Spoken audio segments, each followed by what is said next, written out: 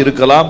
நீங்க போராடி கொண்டிருக்கிற ஏரியாக்கள்ல இன்றைக்கு இரவிலே ஆண்டவர் உங்களை பார்த்து உற்சாகப்படுத்தி சொல்ல விரும்புகிற காரியம், உங்களுடைய ஒரு அடி எடுத்து வையுங்கள். Hallelujah. Start a one step. அதை நீங்க செய்யும் பொழுது யோர்தான் பிளப்பதை நீங்கள் ஆச்சரியமாய் பார்க்க முடியும். அந்த காரியத்தை தேவன் செய்வார்.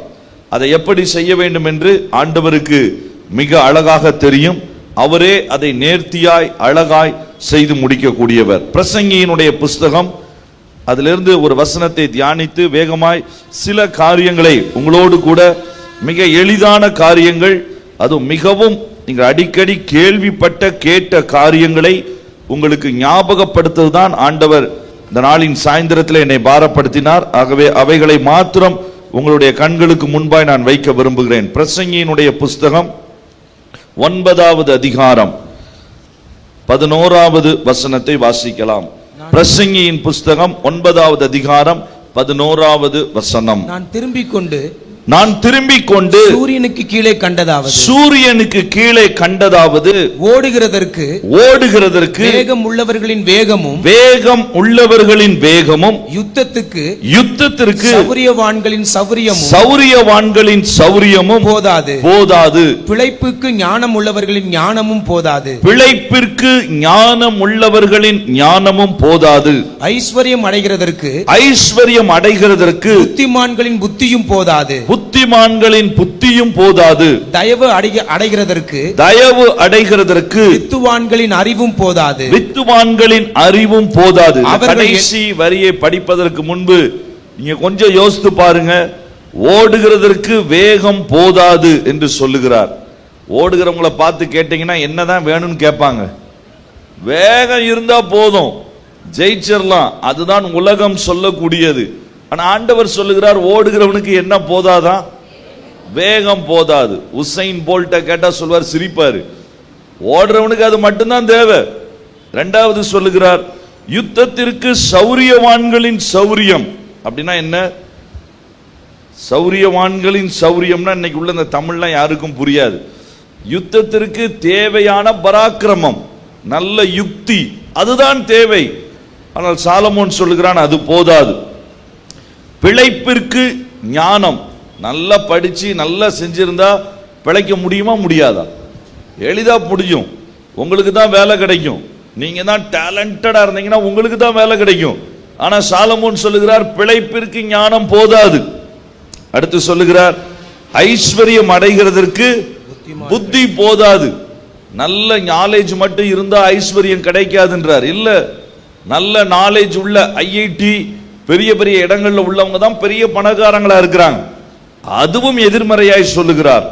தயவு அடைவதற்கு வித்துவான்களின் அறிவும் போதாது. அப்ப என்னதான் வேணும்? கடைசி வரியில சொல்றாரு, அதுதான் கவனமா பார்க்கணும். அவர்கள் எல்லாருக்கும் சமயமும் தேவ செயலும் நேரிட வேண்டும். ரெண்டு காரியம் நம்முடைய வாழ்க்கையிலே வேண்டும். ஒன்று, தேவன் தருகிற சமயம். இரண்டாவது, தேவனுடைய கரத்தின் குறுக்கீடு. God's time and God's intervention. இதுதான் இன்றைக்கு நமக்கு மிக முக்கியமான தேவை. தனிப்பட்ட வாழ்க்கையா இருக்கலாம், ஊழிய வாழ்க்கையா இருக்கலாம், பிள்ளைகளுடைய வாழ்க்கையா இருக்கலாம், பிசினஸா இருக்கலாம். எல்லா சூழ்நிலைகளிலும் உங்களுக்கும் எனக்கும் தேவையானது, தேவனே உம்முடைய காலங்கள், நீர் நிறைவேற்றுகிற காலங்கள் என்னிலே வர வேண்டும். ஏற்ற காலம் நீர் என்று சொன்னீரே, அதை எனக்கு தாரும். ஆண்டவருடைய நேரம், ஆண்டவருடைய சமயம், ஆண்டவர் குறித்த காலங்கள், இது நிச்சயமாய் நமக்கு வேண்டும். இரண்டாவது, ஆண்டவருடைய கரத்தின் குறுக்கீடு. ஆங்கிலத்தில் இதை சொன்னால் டிவைன் இன்டர்வென்ஷன். நான் ரொம்ப நாள் யோசித்தேன், ஏற்ற காலத்திலே அப்படி என்று சொன்னால், ஒருவேளை ஆண்டவர் ஒரு ஏஜ் வச்சிருப்பார் போல, ஆண்டவர் ஒரு டைம் வச்சிருப்பார் போல, அது வரைக்கும் நம்ம வெயிட் பண்ணணும்னு சொல்லி. அது உண்மைதான். ஆனால் அதனுடைய இன்னொரு அர்த்தம் என்ன தெரியுமா? ஏற்ற காலம் என்பது அந்த காலத்திலே பயன்படுவதற்கு நான் ஏற்றவனாய் மாறுகிற வேளை. ஹல்லேலூயா. ஏற்ற காலம், குறித்த காலம் என்பது இவைகளெல்லாம் சொல்லப்பட்டிருப்பது, பைபிள்ல சொல்லப்பட்டிருப்பதற்கு காரணம் காட்ஸ் டைமிங். எப்போ நான் அந்த நேரத்திற்கு ஏற்றவனாய் என்னை ஆயத்தப்படுத்துகிறேனோ கர்த்தர் என்னை பயன்படுத்த முடியும். அதனாலதான் யோசுவாவுக்கு ஆண்டவர் சொன்னார், நாளைக்கு நான் உன்னை பயன்படுத்த வேண்டும். நாளைக்கு அந்த காலம் உனக்கு ஏற்ற காலமாய் நான் மாற்ற விரும்புகிறேன். அதனால் இன்றைக்கு நீ உன்னை பரிசுத்தப்படுத்தி ஆயத்தப்படுத்திக்கொள், நாளைக்கே நான் உன்னை பயன்படுத்த வேண்டும். அதுதான் ஆண்டவர் விரும்புகிற காரியம். ஏற்ற காலம் என்று சொன்னால் 45 வயசு, 50 வயசு, 60 வயசுக்கு மேல ஆண்டவர் ஒரு காலத்தை தருவார் போல என்று சொல்லி நாம் யோசிக்க கூடாது. அப்படி அல்ல. ஆண்டவர் வைத்திருக்கிற ஆதினங்கள் நிச்சயம் உண்மைதான். God's time are purposed by God himself. தேவன் தான் நேரத்தை குறிக்கிறார், அதுல எந்த வேற்று கருத்தும் இல்லை. ஆனால் அந்த காரியத்திற்கு என்னை நான் ஆயத்தப்படுத்தும் பொழுது அவைகள் நாளைக்கு கூட அந்த ஏற்ற காலங்கள் நம்மிலே வர முடியும். அல்லேலூயா. பக்கத்துல உங்க கையை பிடிச்சு சொல்லுங்க, கர்த்தருடைய தருணம், கர்த்தருடைய காலம் அது உங்களுக்காய் காத்திருக்கிறது. நீங்க சொல்வீங்க, நான் தானே அதுக்காக காத்திருக்கிறேன். இல்ல, கர்த்தருடைய காலங்களும் உங்களுக்காக காத்திருக்குது. ஏன் தெரியுமா? வேதம் அழகா இன்னொரு வசனத்தை சொல்லுது பாருங்க. கலாத்தியருக்கு எழுதின நிருபம் 4வது அதிகாரம். கர்த்தர் எல்லாவற்றையும் ஆயத்தப்படுத்தி நமக்காக அவர் காத்திருக்கிறார் என்பதும் அங்கு சொல்லப்பட்டிருக்கிறது. 4வது அதிகாரம் 1-2 வசனம். பின்னும் நான் சொல்லுகிறது என்னவெனில், சுதந்திரவாளியானவன், சுதந்திரவாளியாய் பிறந்தவன் அல்லது சுதந்திரவாளியாய் இருக்கிறவன் எல்லாவற்றிற்கும் எஜமானாய் இருந்தும், வசனம் எப்படி சொல்லுது? எல்லாவற்றிற்கும் எஜமானனாய் மாற போகிறவனாய் இருந்தும். அப்படி சொல்லல, எல்லாவற்றிற்கும் ஏற்கனவே அவன் எஜமானனாய் இருந்தும் அவன் சிறு பிள்ளையாய் இருக்கும் காலம் அளவும், சிறு பிள்ளையை போலவே வாழ்ந்து கொண்டிருக்கிற காலம் அளவும் அவனுக்கும் அடிமையானவனுக்கும் வித்தியாசம் இல்லை. தகப்பன் குறித்த காலம் வரைக்கும், தகப்பன் ஒரு காலத்தை குறித்து அவர் எதிர்பார்த்து கொண்டிருக்கிறார். அந்த காலம் வரைக்கும் அவன் காரியக்காரருக்கும் வீட்டு விசாரணைக்காரருக்கும் கீழ்ப்பட்டிருக்கிறான். இது என்ன சொல்லுகிறது? ஒரு குறிப்பிட்ட பிள்ளை, ஒரு சின்ன பிள்ளை வளர்ற வரைக்கும் அப்பா வெயிட் பண்ணி அதுக்கப்புறம் தான் பொறுப்பை கொடுக்கிறாரு. ஆனா எதுக்காக வெயிட் பண்றாரு? அந்த பிள்ளை வளரணும், அதனுடைய அறிவு முதிர்ச்சி அடையணும், அது மெச்சூரிட்டிக்குள்ள வரணும். ஒருவேளை அது 10 வயசுல நடந்ததுன்னா அப்பா தருவதற்கு அது என்ன செய்கிறாரு? ஆயத்தமா இருக்கிறாரு. அந்த ஞானமும் அந்த மெச்சூரிட்டியும் எனக்கு 15 வயசுல தான் வருதுன்னா 15 வயசுல தருகிறார். இல்ல எனக்கு 50 வயசுல தான் வருதுன்னா 50 வயசுல தான் தருவார். தகப்பன் எதுக்கு காத்திருக்கிறாரு? நான் சிறு பிள்ளையாய் இருக்க கூடாது, நான் வளர்ந்த பிள்ளையாய் மாறி இருக்கணும். அல்லேலூயா. அதை வைத்துதான் காலத்தை கர்த்தர் நிர்ணயிக்கிறார். பக்கத்துல உங்க கையை பிடிச்சு சொல்லுங்க, சிறு பிள்ளையா இருந்து வளர்ந்த பிள்ளையா மாறிட்டீங்கன்னா கர்த்தர் குறித்த காலம் சீக்கிரமா தொடங்கிடும். உண்மைதானே? ஒரு பிள்ளை இருக்குது, அந்த பிள்ளைக்கு நல்ல ஞானம், மூளை, அறிவு எல்லாம் இருந்ததுன்னா இப்ப உள்ள சூழ்நிலையில 13 வயசுல PhD பண்ணிடுறாங்க. எத்தனை வயசுல? 13 வயசு பிள்ளைங்க PhD டாக்டரேட் முடிச்சிடுறாங்க. நான் டிகிரி முடிச்சு, PG முடிச்சு, MPhil முடிச்சு அதுக்கப்புறம் தான் டாக்டரேட் முடிக்கணும். அது ரெகுலரா நடக்கக்கூடிய காரியம். ஆனால் நன்றாய் தேர்ச்சி பெற்ற பிள்ளைகளுக்கு டிகிரி எப்பவுமே கிடைச்சிருது. அதுக்கு முன்னாடியே they became the scholars. அந்த குறிப்பிட்ட நாட்கள் தான் வெயிட் பண்ணணும்னு அவசியம் இல்லை. உங்க வாழ்க்கையில தேவ நோக்கம் நிறைவேறுவதற்கு நீங்கள் எந்த வேகமாய் தேறுகிறீர்களோ, எந்த வேகமாய் முதிர்ச்சி அடைகிறீர்களோ, எந்த வேகமாய் பக்குவப்படுகிறீர்களோ அவ்வளவு வேகமாய் வாக்குத்தத்தங்கள் நிறைவேறும். அல்லேலூயா. கர்த்தர் காத்து கொண்டிருக்கிறார். என இனி நாட்கள் செல்லாது, ஆண்டவர் வருகைக்கு இனி நாட்கள் செல்லாது. ஆகவே இந்த நாட்களை அதிகமாய் பக்குவப்படுவதற்கு நீங்கள் பயன்படுத்த வேண்டும். நான் சீக்கிரமாய் பக்குவப்பட வேண்டும், நான் ஒரு தகப்பன் ஸ்தானத்திற்கு வர வேண்டும், நான் ஒரு தாயின் இடத்திற்கு நான் வர வேண்டும். சிறு பிள்ளையை போலவே நான் இருக்கக்கூடாது. I need to come to a place of a maturity.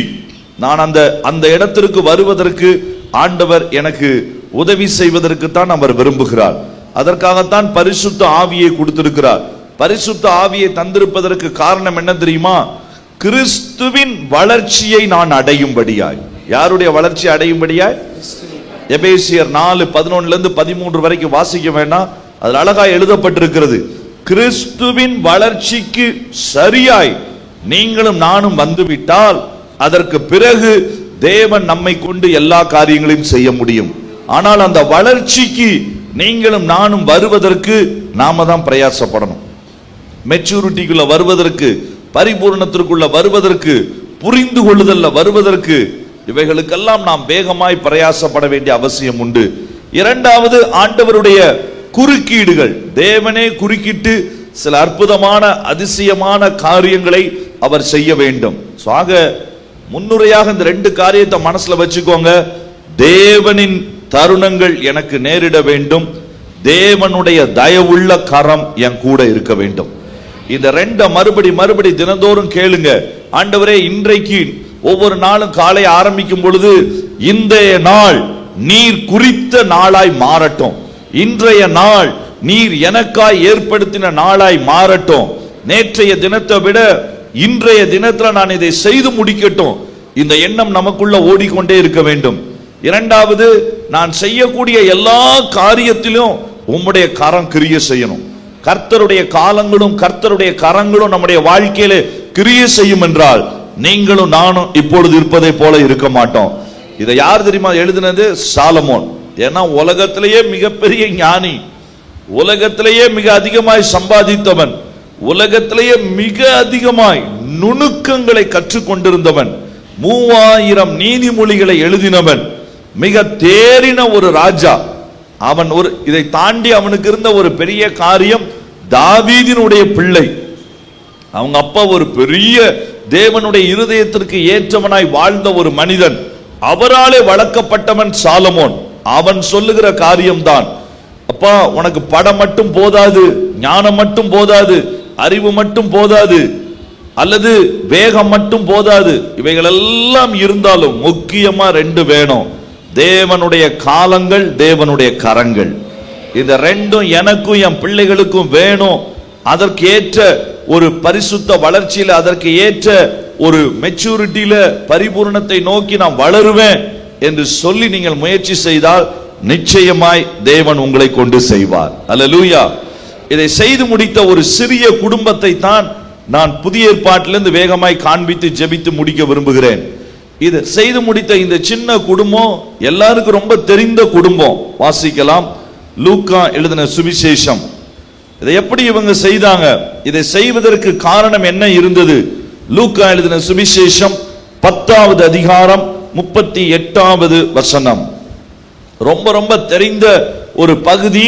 ஆனால் கர்த்தர் உங்களோடு கூட பேசுவார் என்று நான் நம்புகிறேன். பின்பு அவர்கள் பிரயாணமாய் போகையில் அவர் ஒரு கிராமத்தில் பிரவேசித்தார். இயேசு ஒரு கிராமத்தில் பிரவேசித்தார். அங்கே மார்த்தாள் என்னும் பெயர் கொண்ட ஒரு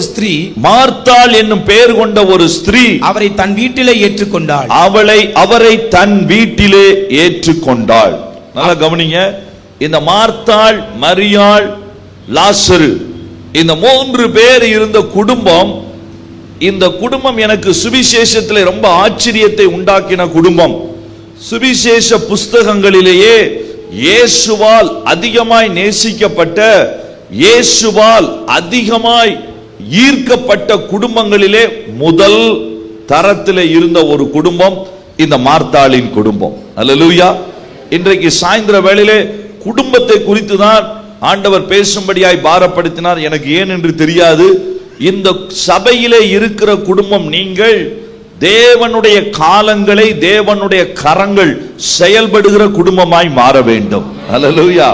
நீங்க தனிப்பட்ட விதத்துல விசுவாசியா இருந்திருக்கலாம், நீங்க உங்க பேரண்ட்ஸ் விசுவாசியா இல்லாம இருந்திருக்கலாம், நீங்க விசுவாசியா, அல்லது நீங்க விசுவாசியா உங்க கணவர் விசுவாசியா இல்லாம, அல்லது நீங்க கணவர் மனைவியா விசுவாசியா இருக்கிறீங்க, பிள்ளைங்க விசுவாசியா இல்ல, அல்லது உங்களுடைய குடும்பம் ஒருவேளை பிரிந்திருக்கிற குடும்பமாய் இருக்கலாம், அல்லது அப்படிப்பட்ட ஒரு சொல்ல முடியாத நிலையில் இருக்கிற ஒரு குடும்பமாய் இருக்கலாம். எந்த குடும்பமாய் இருந்தாலும் இந்த சுவிசேஷத்தில் சொல்லப்படுகிற ஒரு மாதிரியான குடும்பமாய் நீங்கள் மாற முடியும். இந்த ராத்திரியில சபையிலே இருக்கிற ஒவ்வொரு குடும்பத்தையும் தனித்தனியாய் தேவன் தன்னுடைய திட்டத்திலே பயன்படுத்த விரும்புகிறார். ஏதோ எல்லா குடும்பத்தையும் சேர்த்து மொத்தமா இல்ல. பக்கத்துல கையை பிடிச்சு சொல்லுங்க, கட்டடத்துல சும்மா தைரியமா சொல்லுங்க, கட்டடத்துல ஒவ்வொரு செங்கலும் முக்கியம். உண்மையா இல்லையா? பரவாயில்லங்க, ஒரு 2 செங்கல் நல்ல செங்கலா இருந்தா போதும். உள்ள இடையில உடைஞ்ச செங்கலை கொண்டு போய் சொருகுங்க, சொருக முடியுமா? முடியாது. கட்டடத்தினுடைய ஒவ்வொரு செங்கலும் முக்கியம். ஆண்டவர் தன்னுடைய மாளிகையாகிய சபையை கட்டும் பொழுது இந்த சபையில ஒவ்வொரு செங்கலையும் கர்த்தர் கவனமாய் கட்ட விரும்புகிறார். ஆகவே நீங்க ஒரு நாள் உங்களுக்கு அனுபவங்கள் குறையா இருந்திருக்கலாம், உங்களுக்குரிய அறிவுகள் குறைவா இருந்திருக்கலாம், நீங்க தேவனை ஏற்றுக்கொண்டது குறைவா இருந்திருக்கலாம். இன்றைக்கு இரவில நம்முடைய குடும்பம் தேவ திட்டத்தில் நிற்கிற குடும்பமாய் கட்டாயம் மாற வேண்டும். நான் தனி ஆளாய் ஓடினது போதும், அதுதான் ஜெபமாய் இருக்க வேண்டும். ஆண்டவரே, நான் தனி ஆளாய் இவ்வளவு வருஷம் ஓடிட்டேன், என் வீட்டுக்காரரை இழுத்துட்டு ஓடுறதே எனக்கு பெரிய வேலையாயிடுச்சு. ஒரு நாள் ஒரு அண்ணன்ட்ட கேட்டோம், அண்ணன் எப்படி இருக்கிறீங்க, நல்லா இருக்கிறீங்களா? நல்லா இருக்கிறோம். எப்படி போகுது? எல்லாம் நல்லா போகுது. ஆனா எனக்கு ஒரு வசனம் முன்னாடி விளக்கம் புரியாம இருந்தது, இப்பதான் விளக்கம் புரிஞ்சுதுன்னு சொன்னாரு. என்ன விளக்கம்னு கேட்டோம். அப்பதான் அவர் சொன்னாரு, அவனவன் தன் தன் சிலுவையை எடுத்துக்கொண்டு என்னை பின்பற்ற கடவன். இப்படி சொல்லிட்டு ஆண்டவர் அடுத்த வசனத்துல இப்படி சொல்லியிருக்கலாம், இதை செய்வதற்கு உடனடியாய் திருமணம் செய்ய கடவன் சொல்லியிருந்தார்னா அது கரெக்டா இருந்திருக்கும் அப்படின்னு. ஏன் அப்படி சொல்றீங்க?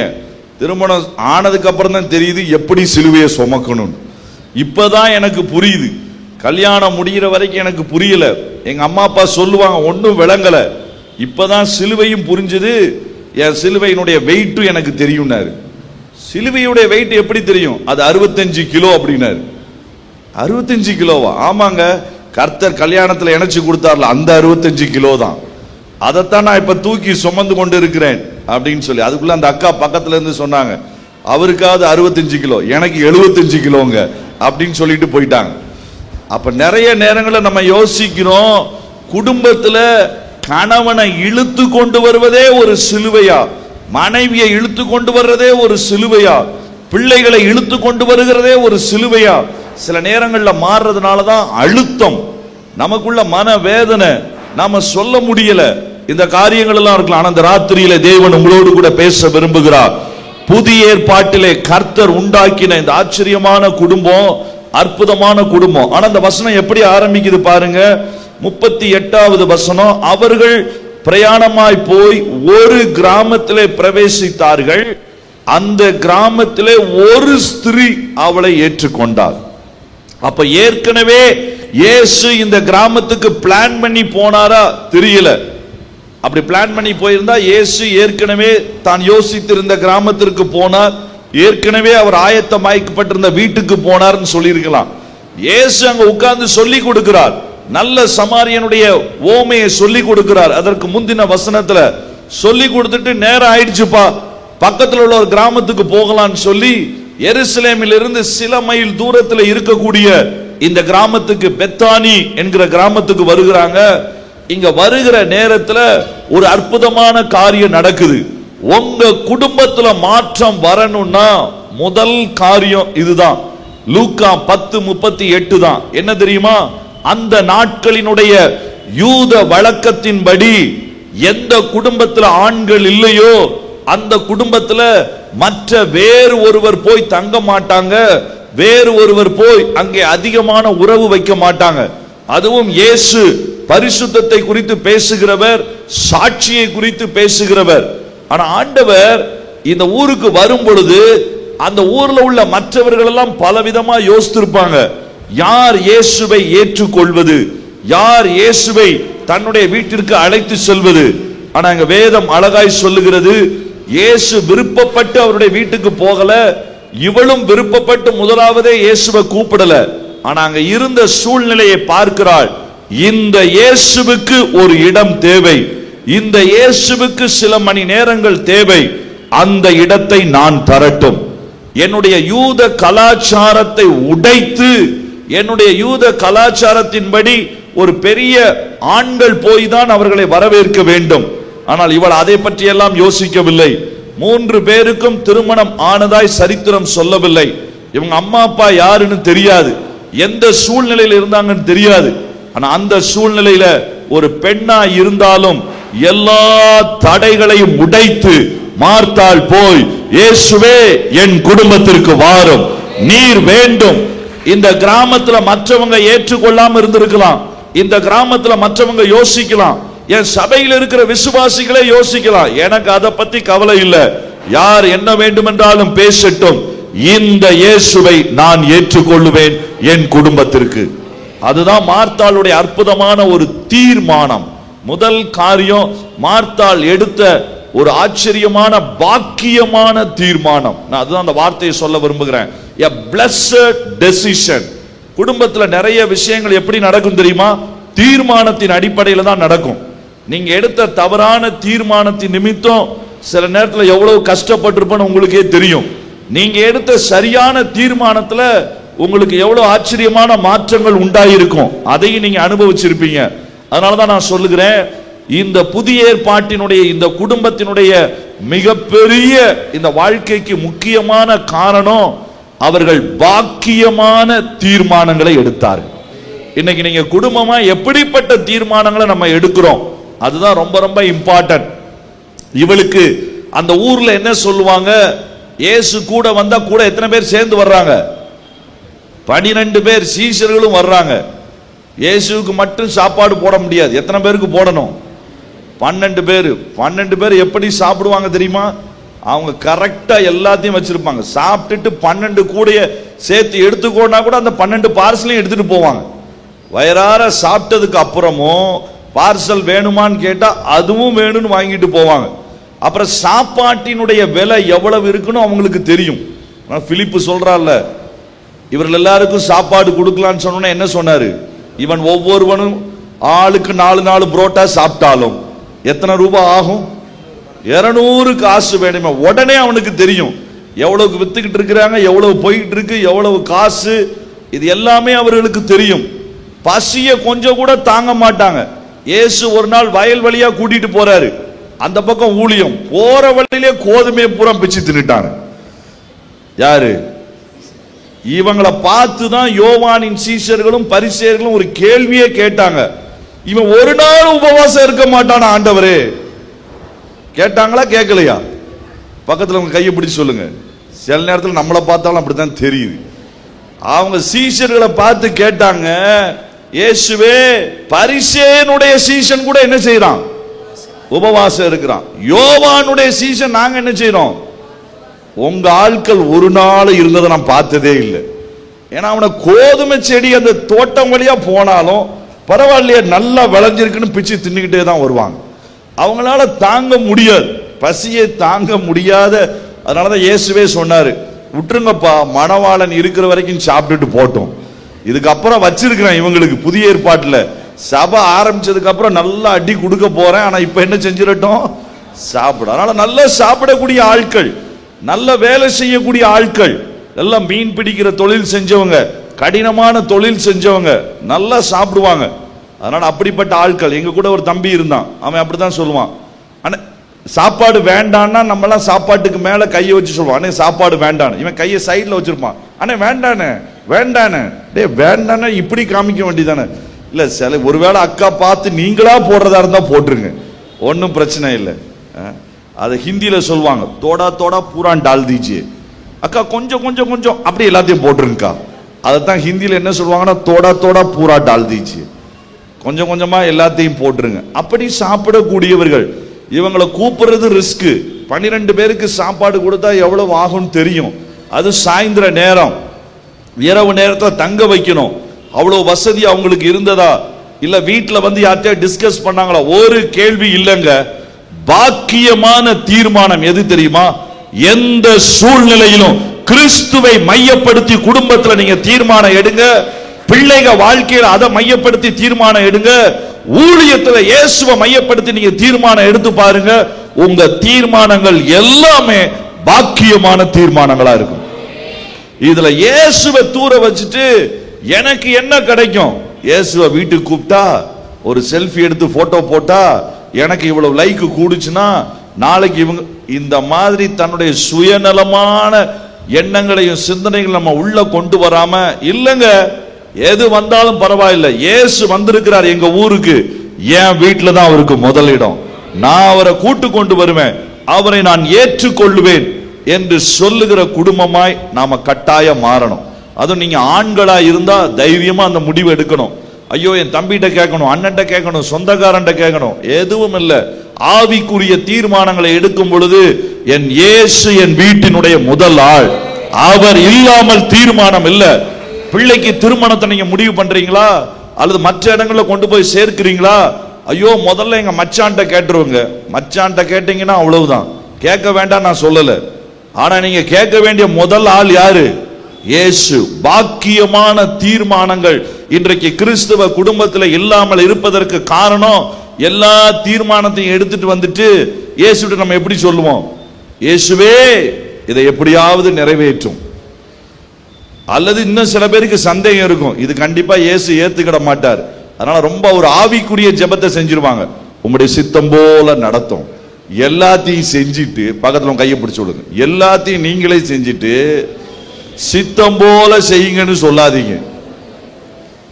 ஏங்க நீங்க யோசித்து பாருங்க, மாவை எடுத்து தோசைகள்ல சுத்திட்டீங்க, ஆண்டவரே உமக்கு சித்தமானால் இது பிரியாணியாய் வரட்டும், வருமா? உமக்கு சித்தமானால் இது இடியாப்பமாய் வரட்டும், வருமா? வராது. ஏன்னா தோசை கல்ல வச்சது யாரு? நீங்க தான். எண்ணெயை ஊத்துனது யாரு? நீங்க தான். மாவையும் ஊத்தியாச்சு, அதுக்கப்புறம் இயேசுவே உங்களுடைய சித்தப்படி பக்கத்துல கை பிடிச்சு விடுவாங்க. அப்படி இனிமே செய்யாதீங்க. நாம எதையும் செய்வதற்கு முன்பு ஆண்டவரிடத்தில் விட்டு கொடுத்து, பாக்கியமான தீர்மானம் நீங்க தான் சுவாமி, எங்களுடைய குடும்பத்தினுடைய சென்ட்ராலிட்டி நீங்க தான், அதை தாண்டி நாங்க போக விரும்பல, அதனால முதலாவது உம்மை ஏற்றுக்கொள்ள நாங்கள் விரும்புகிறோம். அல்லேலூயா. மரியாளும் லாசரும் ஏதாவது சொன்னாங்களா? ஒண்ணுமே சொல்லல, சந்தோஷமா ஏற்றுக்கொண்டாங்க. அது ஆச்சரியமா முழு குடும்பமா ஒரு மனமா அவங்க ஏற்றுக்கொண்டாங்க. என்னுடைய ஜெபம், நம்முடைய ஹெவன்லி பவர் அசம்பிளியில் இருக்கிற ஒவ்வொரு செங்கல் ஒவ்வொரு குடும்பத்திலும் இயேசு மையமாய் இருக்கணும். இந்த வருஷத்தினுடைய 2வது பாதியில இயேசு ஓரமாய் நிற்கிற வாழ்க்கை மாறணும். இயேசு கதவுக்கு வெளியில நிற்கிற வாழ்க்கை மாறணும். இயேசு குடும்பத்தினுடைய மையமாய், இயேசுவை ஏற்றுக்கொண்ட குடும்பங்களாய், இயேசு தலைவராய் இருந்து நடத்துகிற குடும்பங்களாய் நம்முடைய குடும்பங்கள் மாறணும். அல்லேலூயா. அக்கா ரட்சிக்கப்பட்டாங்க, அவங்க ஜெபத்திலேயே நம்ம ஓட்டக்கூடாது. ஆண்கள் நிறைய கணவன்மார்கள் அக்கா அவங்களுடைய மனைவியினுடைய ஜெபத்துல தான் வண்டியே ஓடுது. அந்த ஜெபம் போகும்போது இது வேற ரொம்ப விட்டு கொடுக்கிற மாதிரி சொல்லிடுவாங்க. சரி சரி நீயே ஜெபம் பண்ணிக்கோ. நாம் அப்படி இருக்கிறவர்களாய் அல்ல. கணவன் மனைவி பிள்ளைகள் எல்லாம் கிறிஸ்துவை மையமாய் கொண்ட குடும்பம். 2வது காரியம், இவங்க செஞ்ச காரியம் எல்லாமே பயங்கர அற்புதமான காரியங்கள் தான். ஆனா அதை ஒரே ஒரு அதிகாரத்தில் நம்ம பார்க்க போகிறோம். 2வது 3வது 4வது யோவான் எழுதின சுவிசேஷம் 12வது அதிகாரத்துக்கு திருப்புங்க. ஆண்டவர் அடுத்த 3 காரியங்களை, இந்த குடும்பத்தினுடைய அற்புதமான காரியங்களை அழகாய் சொல்லுகிறார். தங்களுக்கு கிடைத்த கொஞ்ச நாட்களிலே, தங்களுக்கு கிடைத்த தேவன் தந்த தருணங்களிலே கர்த்தருடைய கரத்தை அருமையாய் அனுபவித்த குடும்பம். அதுதான் ரொம்ப ஆச்சரியம். இதுக்கு 3 பேருக்கும் 3 வித்தியாசமான குணம்.